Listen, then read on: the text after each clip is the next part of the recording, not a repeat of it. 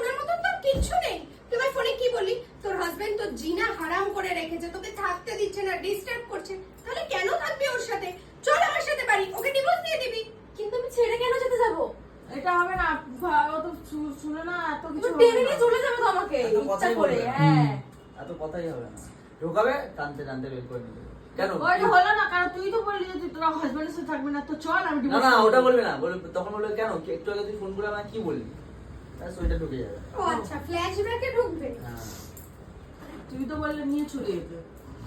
না, ফ্ল্যাশব্যাকে ঢুকবে। চলো গান তো আবার আসছো, 1 2 3 and start। কাঁদো, কাঁদবে তো, চলো না।